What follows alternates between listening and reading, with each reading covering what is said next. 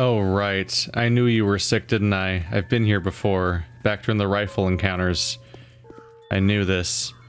Bad news. Can't they be helped? I'll think of something. Take the schmouder. This will cripple them for the rest of their life. It will burn all their insides along with the plague. Are you sure you want to save them at the disease this cost? Yes, give it to them. Sorry. Sorry, little girl. I ran out of cures.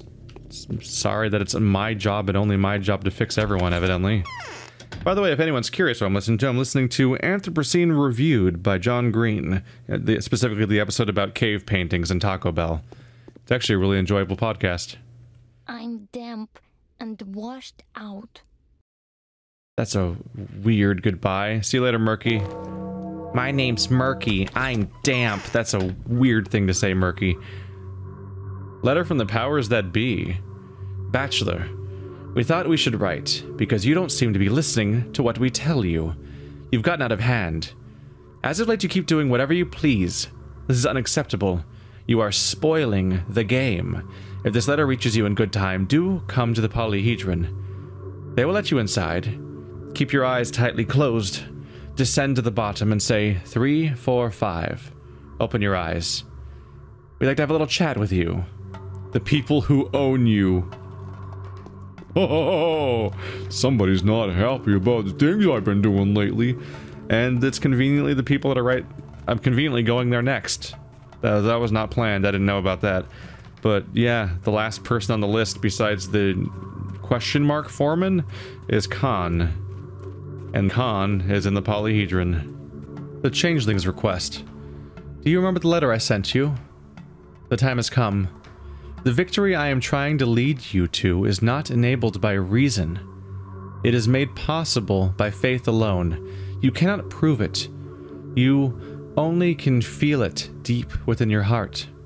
I am the left wing of the termitary, so come along if you want to talk.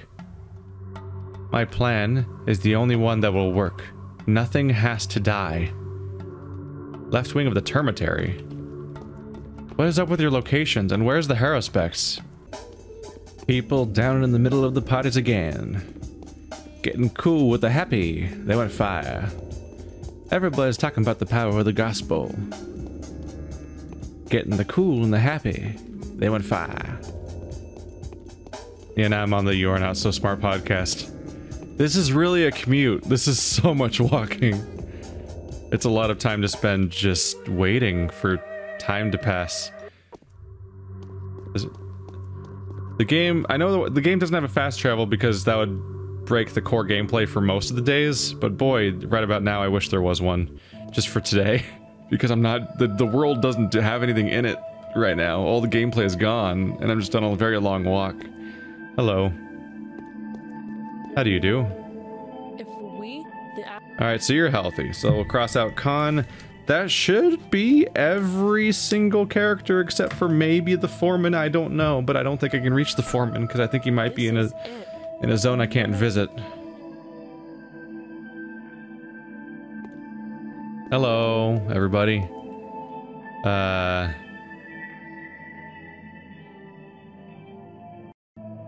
Come to the polyhedron, they'll let you inside. Keep your eyes tightly closed, descend to the bottom, say 3, 4, 5, open your eyes. So, oh, that's me pressing F. That wasn't it. To, like, do my lighter. Forget about that. Inquisitor's reminder. Tonight at 7, proceedings will be held at the town cathedral. I earnestly request your attendance. You will introduce your arguments before this obtuse commander in order to substantiate our, I should hope, decision. Weird to have an almost misspeak or something in a letter. I also ask that you put all your current affairs in order before the proceedings. The situation is at a stalemate. Whatever authority I wield is not enough to guarantee that the right decision is enforced. P.S. I rely upon your discretion, as well as your decency. Aglaia Lilith, Inquisitor. Getting a lot of mail about this big decision. It's 9 AM still. Man, I'm gonna have to just, like, sleep. I'm gonna have, like, 10 hours to kill at this rate. before the meeting happens, but maybe not anything else to do. It depends on whether or not I get entirely new quests from... Like maybe I'll get entirely new quests from the other guys when I meet with Clara and the Haruspecs, after I find the Haruspecs.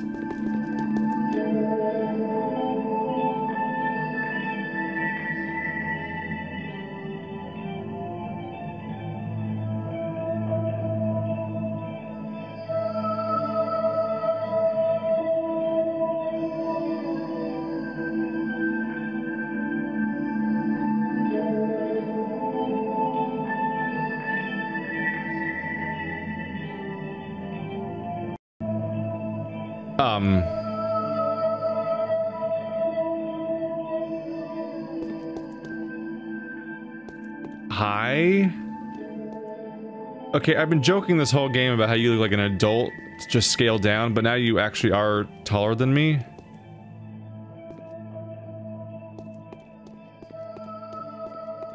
Oh my god, Dark Crystal flashbacks. It's just like that time at the beginning of the movie where they make like the weird hologram thing of the castle. And then the shard. Hi? Teensy. Don't be upset. Being a toy is also nice.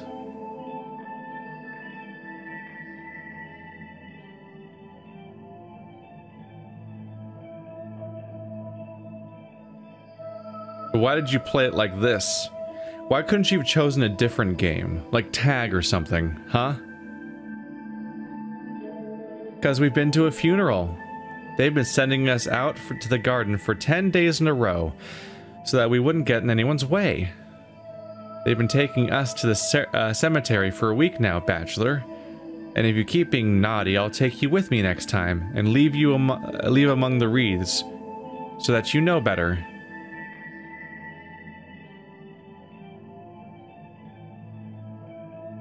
But why did you need dolls? Couldn't you have played without us? Well, we did need to find some use for you. We never liked you all that much anyway. You've always been the scary doll. Playing with you was no fun. So you stuck the throwaways into the thick of it. The ones that could fix things. You can't always have a smart doctor man at hand. That's just how the game goes. Will you help us heal the town?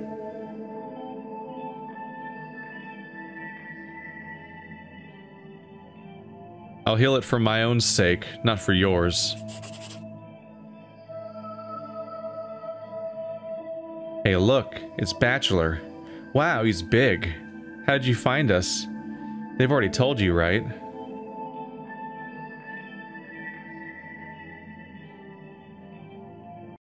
The powers that be are you. I want you to tell me everything. No problem. What do you want to know? What diabolical game are you playing? Look, it's a magic sandbox. See how it reflects in the mirrors? It's because everything's for real there. Here's a town. We've made it out of sand. And there's this awful thing going on there. An epidemic. So it's all crumbling. The town's falling apart. But we've sent heroes there to fix it. So how'd you go about sending those heroes?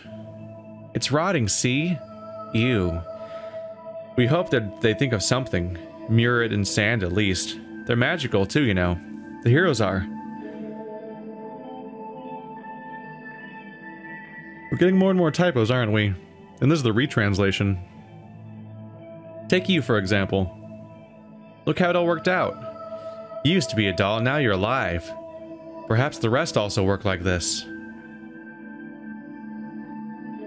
Did you know that your dolls were alive?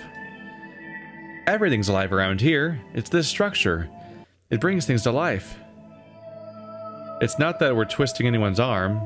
It just happens. All on its own. We only built the town. Then it became miraculous. All on its own. And the dolls, we just stuck the throwaway ones in. They were lame anyway.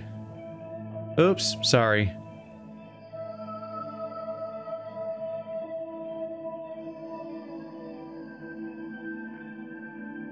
Just Just don't you dare crush anything here. I'll try to fix it.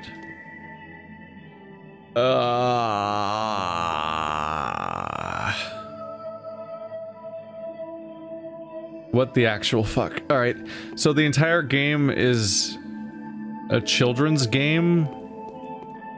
Is that the takeaway here? Is that the entire game was a children's game? Is this supposed to recontextualize the entire story, or is it kind of a silly throwaway end twist? Like the ending of Men in Black, where they show, ooh, the entire galaxy's in marbles in a marble collection. Like, it pulls back to show you the nature of the universe, but that doesn't actually change. That's kind of what it is.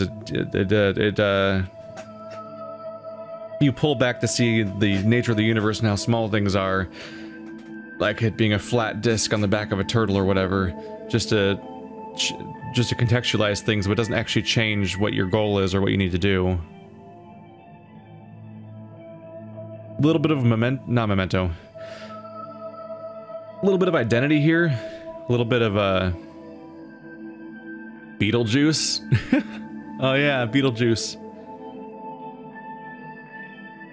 Because Memento was the one where everyone's not Memento. Identity was the one where everyone is like all parts of one personality in a fictional location, all dealing with each other and having a story, but all collectively they're fictional. And Beetlejuice is the one where people are dead, but they have like a weird reality where they can exist, but they can't leave it. So they have like physical boundaries to where they're allowed to exist, but they still think and matter and so on. Or I guess, what's the other one? The Others? A letter from the makers. Please do come by to meet us at the theater if you have a spare minute. We'd like to have another rather inconsequential but mature talk with you. We apologize in advance for the inconvenience, the people who executed the whole thing. We'd like to have a rather inconsequential but mature talk with you. Okay. Okay. That answers questions about why there's a polyhedron that doesn't make sense, and how a lot of stuff can just break all logic, and how that one guy can apparently make completely insane inventions. Like, the stuff that guy talks about sounds like stuff that people said in, like, in a Necroscope. Necroscope was a vampire book series, and with necromancers and werewolves and stuff like that. And one of the key features was that the protagonist, Harry Keogh, or whatever, however you pronounce the name, because I only ever read it in written form, so I don't know how to pronounce it for sure. But it was it's all heavy on English and Russian characters. If I don't know if the actual series is good or not, but it plays with ideas at the very least that stick with me. And one of the elements of that is that the Necroscope himself is specifically in conflict with the concept of a necromancer. A necromancer is somebody who forcefully resurrects people and animates dead bodies, and it's agony and it's against their will and so on. But a necroscope is someone who can simply speak to the dead, and the dead are very lonely, so human contact sometimes is just enough to make you ingratiated to them, and they might even rise from the dead on their own in his defense. So it's like it's actually the exact, oh my god, it is. It's the exact dynamic that happened in Heroes, where Sylar was this character that had to rip powers out of people when he wanted to steal them, whereas Peter had this ability that was empathy-based, where he essentially could borrow people's powers because he was like an empathic power borrower, essentially. A little bit more like, yeah. Same concept is totally what they did with a Necroscope, which came out before I was born, and Heroes did not, so... Huh. I wonder if they got the idea from that, actually. But, what am I'm trying to kind of remember why I was talking about that in the first place. Oh, it was because, in their fiction, great minds don't die. So people like Pythagoras and Mobius and stuff like that, that come up with these crazy mathematical theorems, or all the various scientists in history and stuff like that, or artists and whatnot, when they die, they just keep working. They just keep working at their craft forever in this afterlife dimension, and they keep perfecting it, and they keep advancing it beyond reasonableness. So like, in his many centuries of not life, Mobius had invented time travel. Or more specifically, he had expanded on the Mobius strip concept to such a degree that he eventually had a thing where he could break space and time with it. He could teleport through time and space, basically. And so the protagonist gains that kind of ability, like that kind of stuff starts happening. It's a real weird fucking book series. Also totally filled with a lot of content that I would never, definitely not child-friendly, for more reasons than usually true for vampires. Really graphic content. Hello, that's really creepy how you doing that. Could you not do that? Come in. They're waiting for you. Take my coat and my bag. Hello, doorman. How is he gonna take my coat and bag? They don't have fucking arms. Have we not noticed that? This is easily the most iconic design of the entire game. It's so striking. I kind of want a miniature of it. And I don't often want miniatures of things. I want this guy and I want a Volus. They don't make Volus miniatures. They only make plushies. I don't want a Volus plushie. I want a Volus miniature. I don't know why I want that one specifically. I don't even own miniatures.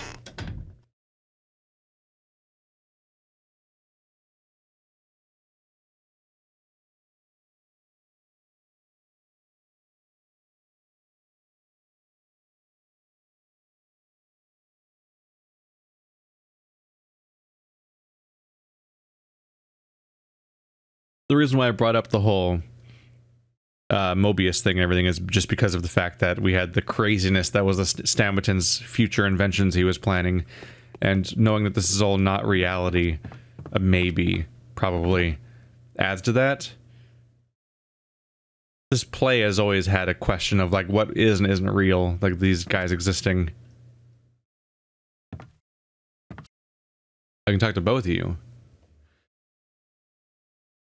So you two were the tutorial. Are you the same ones that were the tutorial at the beginning of the game? Yeah, there's the tragedian. Are these represented? Do these two just represent the children? I don't know. You see how sad our fortune is. We put all our hopes in you. We poor actors were hoping you'd become the director of a new show. The old one has been beaten to death, but you turned out to be a doll. That was a blow for me, too. I thought I was a human being.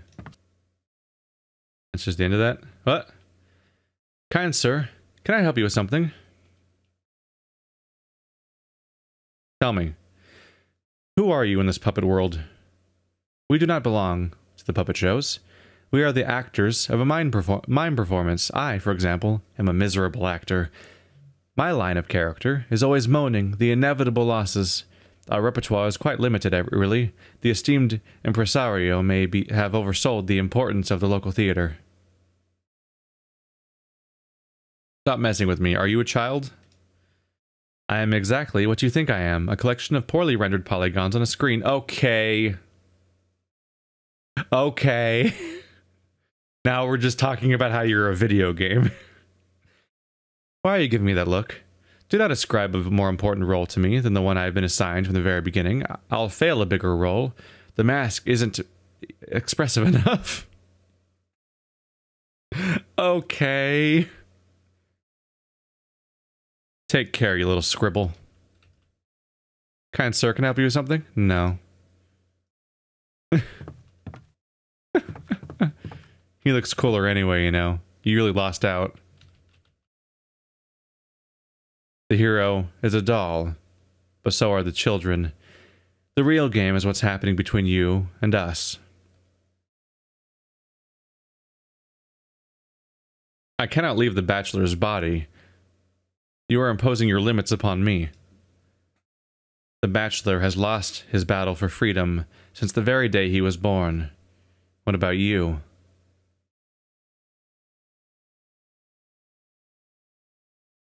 I wanted to stop the epidemic, even a make-believe one.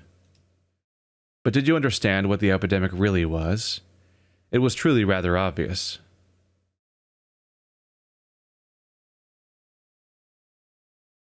I know now that it was all a children's game in a glass sandbox, but for what? Was the disease the true evil, though? The disease is only a method, the weapon of evil. Just like a scalpel in Bachelor's hands. The disease will go, devouring itself. Then there'll be war, famine, heresy. Was it really worth all the effort? Look around. All this, for a single wretched town? No. It was the town that had been built for you, not the other way around. We apologize if it's been a disappointment.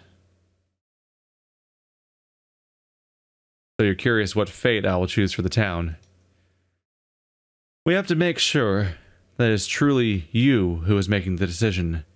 Are you absolutely positive that your choice is not predetermined by anyone or anything? Could it have been otherwise? Oh, absolutely. When every step you take has been predicted, you are still free to either take it or not. When it has been foreseen, however, you remain a mere puppet in someone else's hands.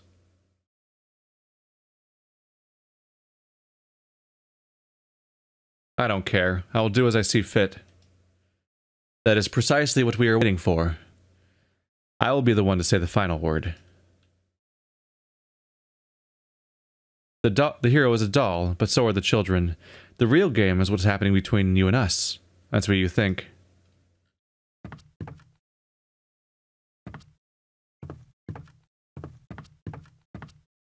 Okay. Okay. So they're talking directly to me, the player. They're not talking to the Bachelor. They're talking through the Bachelor to me, Keith Ballard. That's what's happening right now. We've reached that point. It's not a never done concept. I believe it happens in Metal Gear Solid 2: Sons of Liberty. At some point they start talking past Jack and directly to the player for a bunch of things. It also happened in, although I don't know what the timeline is here of release dates, I can check though. Let's remind myself when this game came out. Pathologic Wiki. Wikipedia. 2005. Fuck. That's early. Metal Gear Solid 2. That's gotta be earlier, right? 2001, that's what I thought. So Metal Gear has it beat a little bit at the talking directly to the player thing, but this game did beat Assassin's Creed 2 to it. Oh wait, that wasn't the player he was talking, that was Desmond. That was just talking past the assassin into its pilot. That wasn't the player itself. Although on a meta-textual level it's more or less kind of that. Especially with how unimportant Desmond is to the story. I'm kind of just dropping spoilers here, although they're spoilers that don't mean anything unless you've played the games already. So they're useless spoilers, and if you're anything like me, if you don't know what I'm talking about, then you're just going to dump this information anyway. But if you do have the pre-existing knowledge of what I'm talking about, then this is a noteworthy comparison. But if I remember correctly, Assassin's Creed came out in 2006. And that was the first game. Second game came out 2 years later in 2008, I want to say. Which means this game had it beat by like 3 years. 2005. This is 2 years before BioShock. That's the timing of this. Well, fuck. I got 8 hours to pass. What?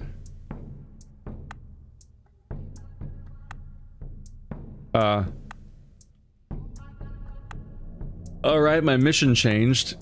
Makes sense. Indeed. It was a sandbox plague. The children who were playing there must have been on their way home from the funeral. A sorrowful game may have seemed an appropriate diversion to them. Or maybe they simply felt their childhood was slipping away. One way or another, the hero's been bitterly deceived. All this time, the hero took himself to be a living man who was trying to rescue his fellow human beings. Beyond doubt, this belief has filled him with fervor, helped him to reach the finale, and even to be somewhat triumphant. In vain. It was all in vain. The hero was but a puppet, striving to help the imaginary population of a town that was nothing more than a drawing. Strangely, there was still not a word to be heard from the powers that be. Perhaps they became bored of it all, or were called back home for supper. I don't know if I understand that last line. Perhaps they became bored of it all. There's no word from the powers that be. Didn't I just talk to them a minute ago? Not sure how much time they think has passed. So, I think I cured everyone. I don't know. I don't know how to get to the foreman. He seems off limits. I've checked every other character in the game. One poor character was schmoudered, unfortunately. But otherwise, I seem to have done a pretty good job on this first run. I seem to have won. Now let's go sleep for 8 hours. Oh, thank God, you're still in the same place. My teeth hurt with all the grinding. That was a funny first 3 words for a sentence. Oh my God, I have hair aspects. It's the ending. I found you. My teeth hurt. I hope you're happier than I am, Moinen. So, you have mustered up the resolve to... What about you? I'm in doubt, Oinen. All this time, I've been walking between 2 paths. I hoped that eventually they will converge into one, but they went into 2 different directions. I know how to preserve the town without risks. I could have shown you the proof I'd promised. I was a bit short on time. Then tell me how you would do this. I would destroy the polyhedron. This is the price that has to be paid for procuring enough raw material to create tons of panacea. I would keep the settlement, of course. An abandoned, dangerous place is 100-fold worse than an inhabited one that's ruled with resolve.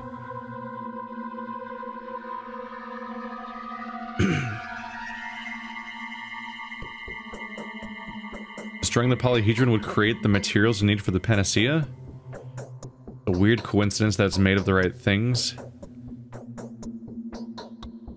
So you would demolish the polyhedron. That's your price for saving the town. But how would this powder keg of a settlement be ruled? I would tackle the hardest task myself, ruling the dome that's covering the depths. The living part that has a protective crust. I'd pass over the new generation of rulers brought up by Capella. If another outbreak ever happens, we'll have enough panacea to nip the epidemic in the bud. The next generation of rulers? You mean your bound children? Yes, exactly. Oghumskaya has marked them, and her mark is not of this world. She is never wrong. Say, if you took it upon yourself to take care of them, I'd have the time to prepare my arguments before evening, and could attend the council well prepared. But Changeling has ruined them, and now some of them are dying. I suppose I could help them? Really? Then I present the commander. Then I could present the commander with arguments in favor of a proposal that will preserve the town at the cost of destroying the tower. This is a wise arrangement, and, as my heart tells me, a lasting one. I'm thinking about the future of my community. And what do you need for that? My confidants are alive, so I'll come. I see no problems with that. But are you absolutely sure they really are alive? I am. Your confidants are alive and well. I'll see you at the council, Barak. Barak will come to the cathedral. If I allow him to pass the ultimate judgment, he will destroy the polyhedron so that the town may survive at the cost of its uncommonness. Once again, the town will become the same backwater hole it was before. The Hippocratic Oath enjoins us to preserve the life of a genius by means of curative lobotomy. Vigorous applause. A Bachelor's not fond of that plan, but it accomplishes the goal of saving everyone. Presumably. Similarly, the Changeling also claims to have a plan where nobody has to die. In fact, that's basically that's the primary detail she gives about it. Does no one have to die, though? Because the people that are subservient to the Changeling seem to keep talking about, like, how they're gonna explode into light and they're gonna die. Like, they said that their death will serve a purpose. That screams that they'll die, because of the whole, you know, my death part of the sentence. Kind of seems self-explanatory. Ooh. I've never been allowed in here before. I can finally go in the left door. Is this where she's been hiding this whole damn time? Okay, that desk looks like it's floating. Hello. I'm sick. The world is going dark. See how everything turns out? Who could have thought? You have to sacrifice something. Either the town or the polyhedron. One of the queens wants to destroy the wondrous tower while the other seeks to raise as much as possible just to make sure. Do you have a different solution? If my confidants are alive, I will come to the council with you. And there won't be a single queen there that I won't be able to convince to my cause. But you are absolutely sure they are alive? Do you really want me to come to the council?